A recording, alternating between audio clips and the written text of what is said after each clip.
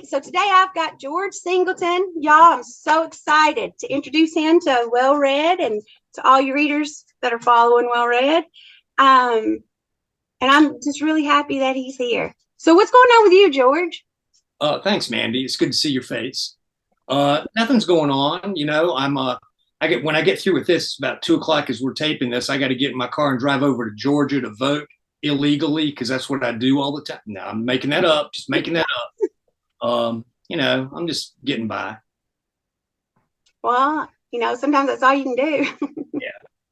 Today's for the last, I don't know, week. It's been just pouring rain, and I got these feral cats that are showing up for some reason. I went out the other night about midnight. We got this little kiosk, and there's some, patio furniture in there, and it was really dark. And I went to go sit down. I went, "What's that in my seat?" And it was this wild cat, and it didn't hear me. So I went back in, got a flashlight, and came. I mean, you should have seen that thing take off running. Its eyes, it was like cartoon eyes, So that's what I've been doing, is dealing with that and possums. Well, I knew you had possums. Yeah, they hadn't been around that much lately.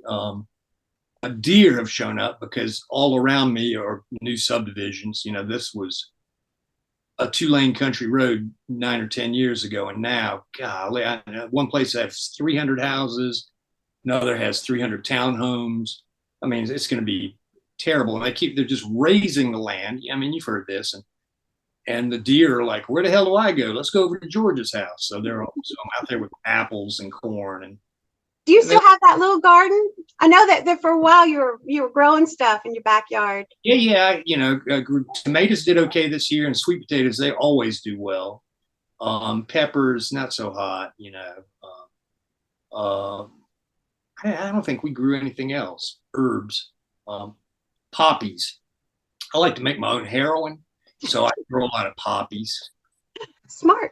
It's a lot cheaper than dealing with the Taliban. I'm surprised you have cats though. With all how many dogs? Is it true you had 15 dogs at one time? No, one dog. We one time had 11 dogs, and they were all rescue dogs. And we lived at the time in a town called Decorum, across from a tree farm.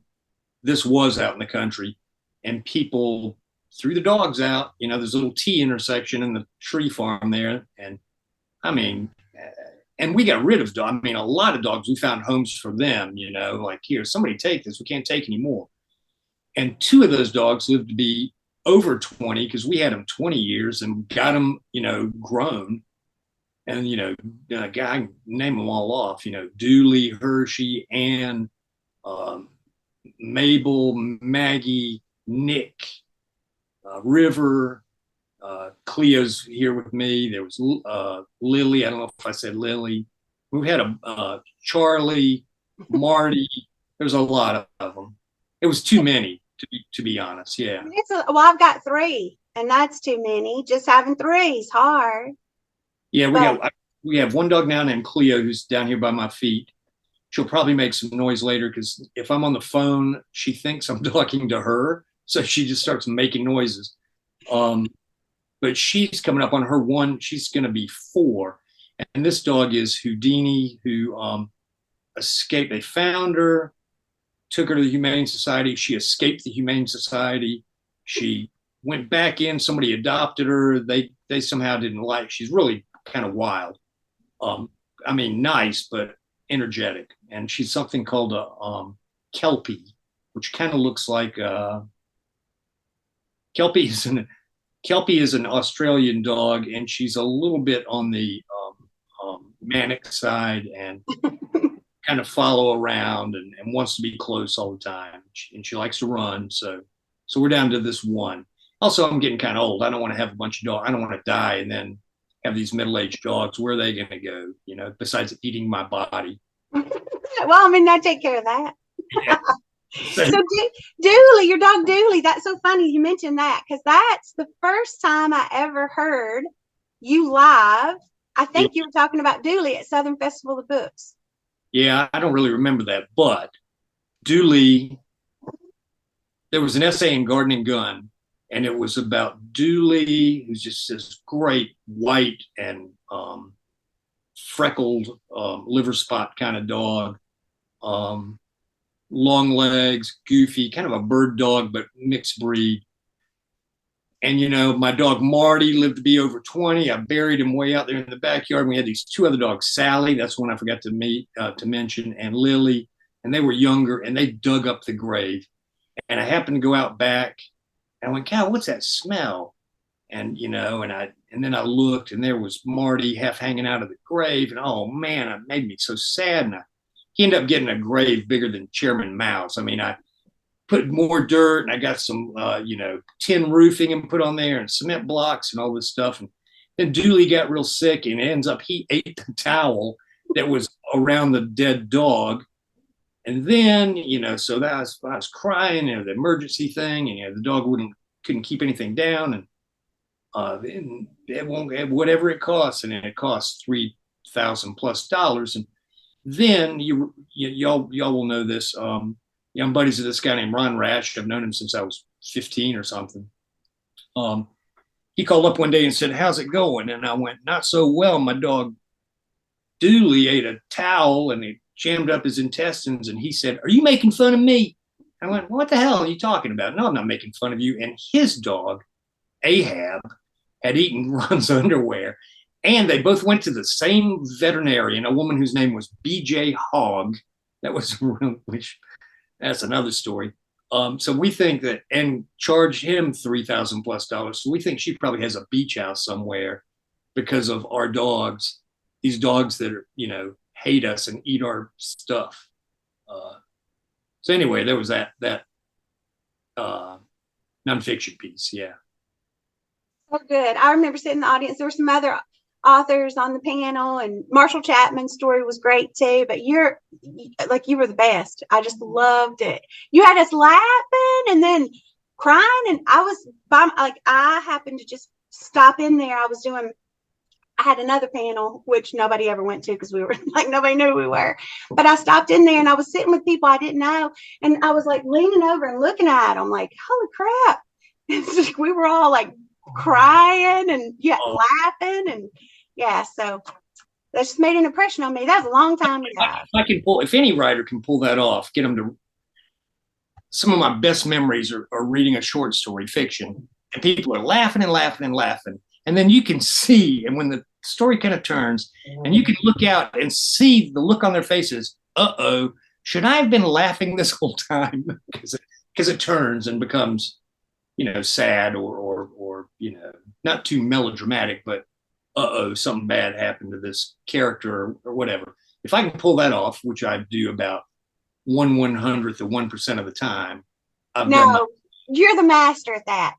This newest collection of short stories, which I don't have a copy of because I have an ebook copy and my reader's dead, so it'd be stupid holding up a. I don't have a hardback. This is a paperback. It's called You Want More. Oh, it's a lot better. It's got all those dogs on it. Tons of dogs. You're so good because your characters, they're so funny, but what's funny sometimes about their story is how sad. That's a Southern thing, and it goes back. This Irish playwright named Samuel Beckett said there's nothing funnier than human misery, and that sounds really mean, and that goes all the way back to Aristotle with the notion of catharsis. When you got Oedipus stabbing his eyeball out, and you go, "Man, my life sucks, but at least I haven't killed my daddy, had sex with my mama, and stabbed my eyeball out." And the same thing with what Beckett's meaning. It's like when we don't mean to, but if you see someone slip on the ice and fall down, and I laugh. Basically, "Oh, can I help you? Can I help you?" You do that.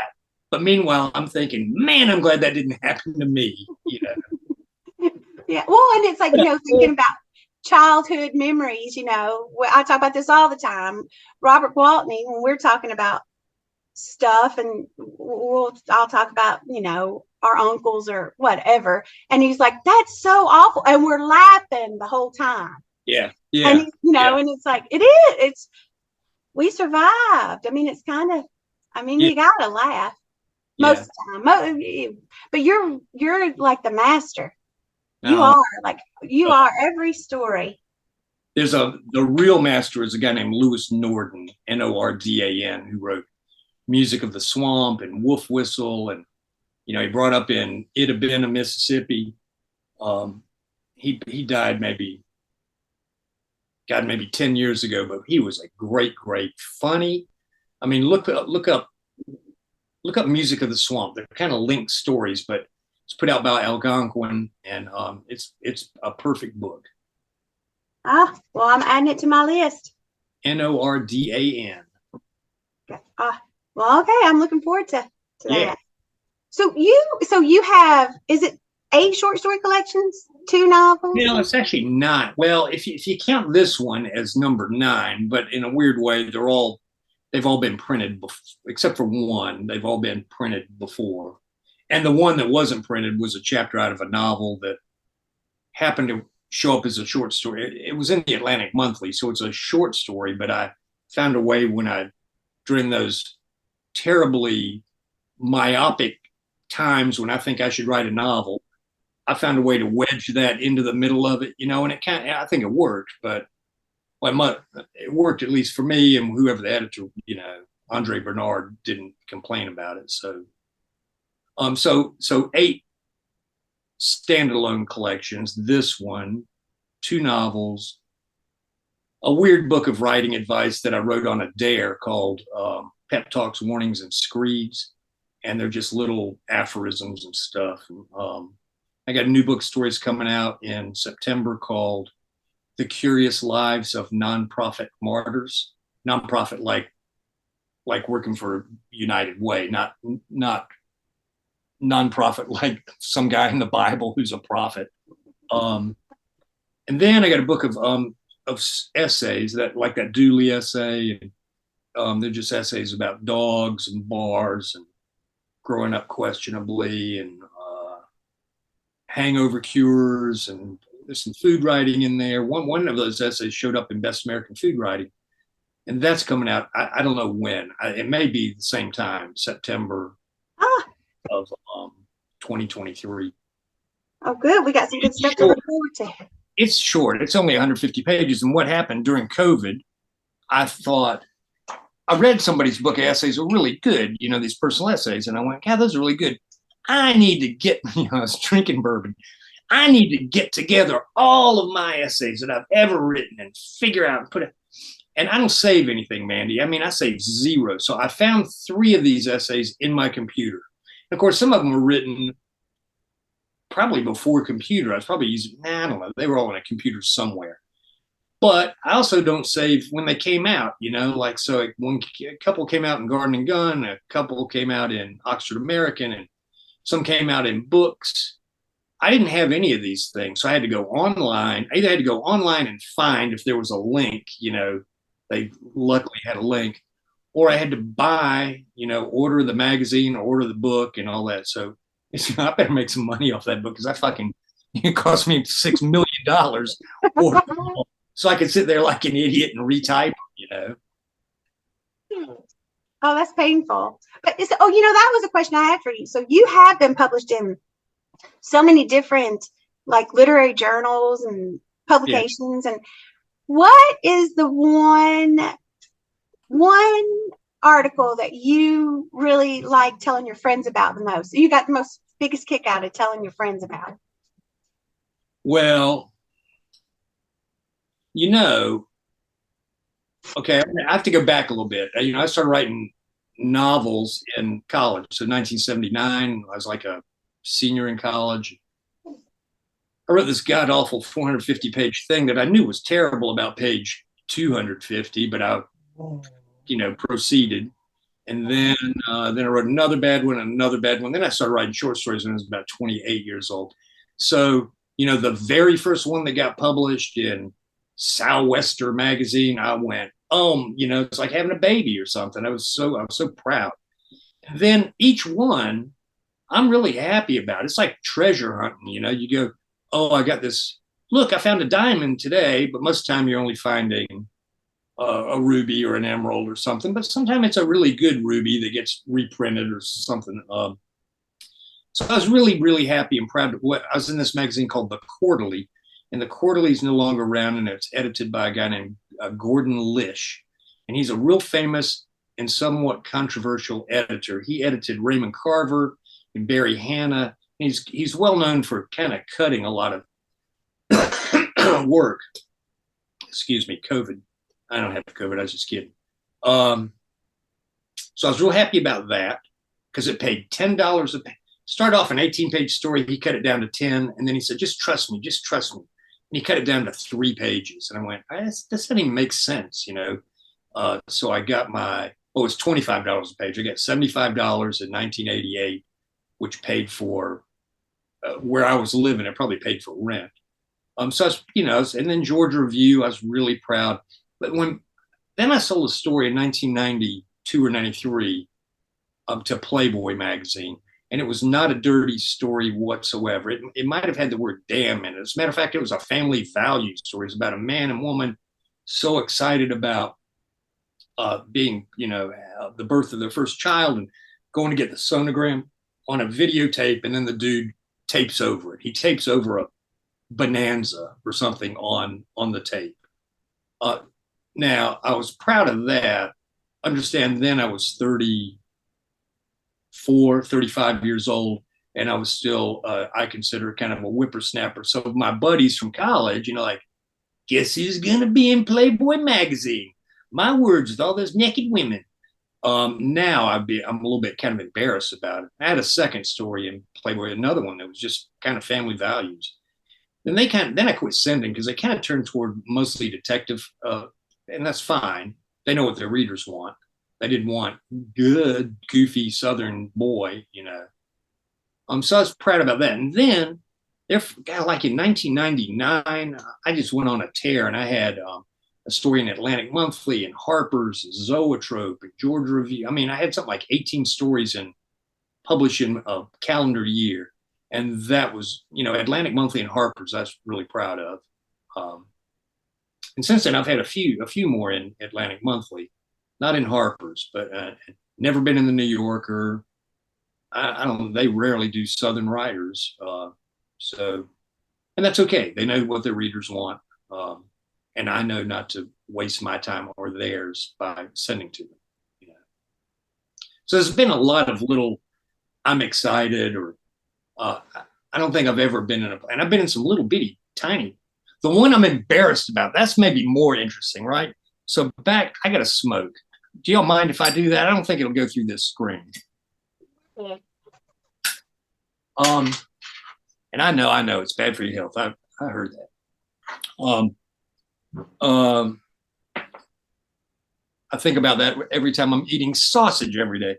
Back in the day, way before the internet and stuff, there was this big tome, where to send your short stories, you know, short story digest or something.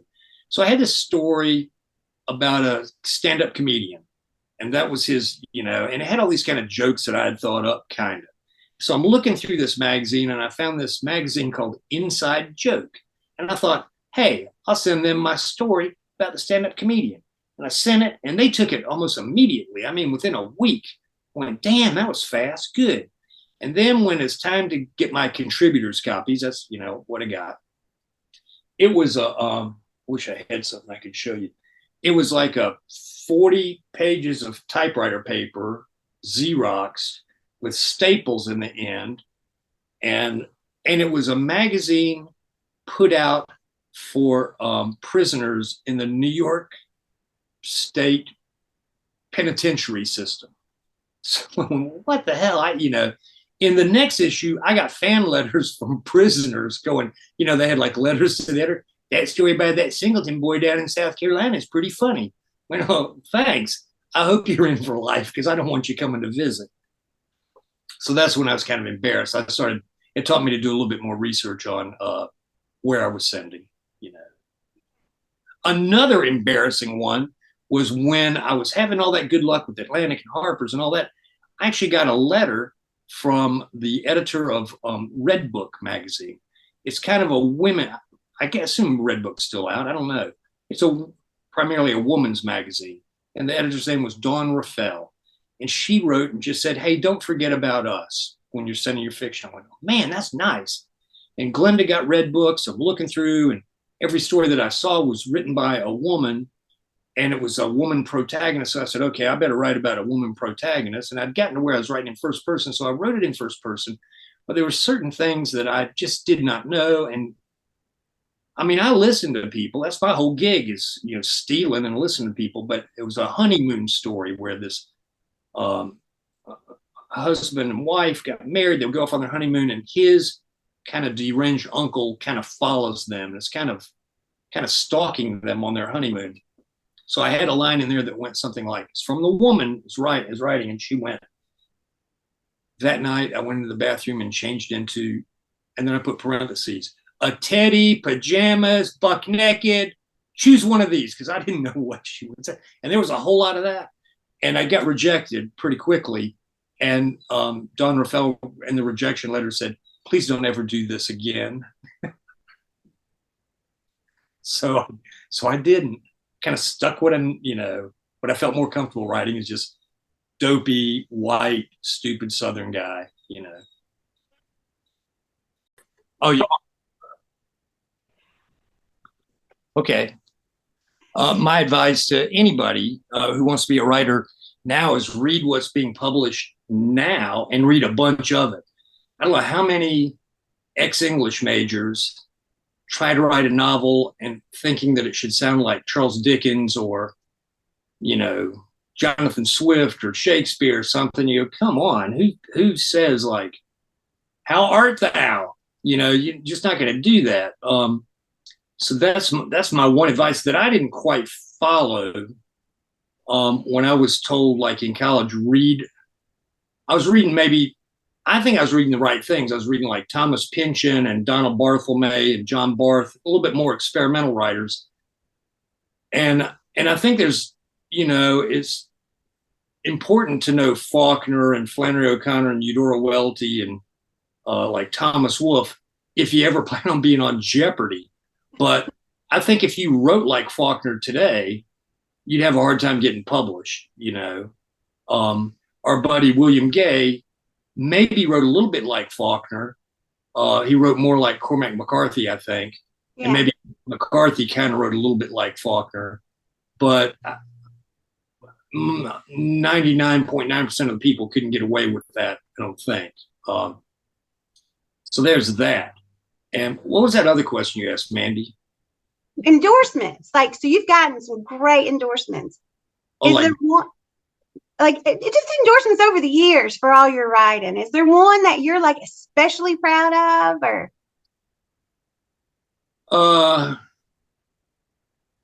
I don't know. You know, if someone takes the time to do a blurb, and I know that's a pain in the butt, I'm thankful.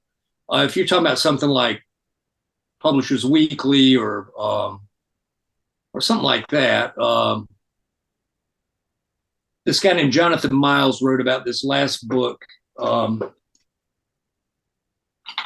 was in Garden and Gun magazine, and he wrote, of course, probably not in here.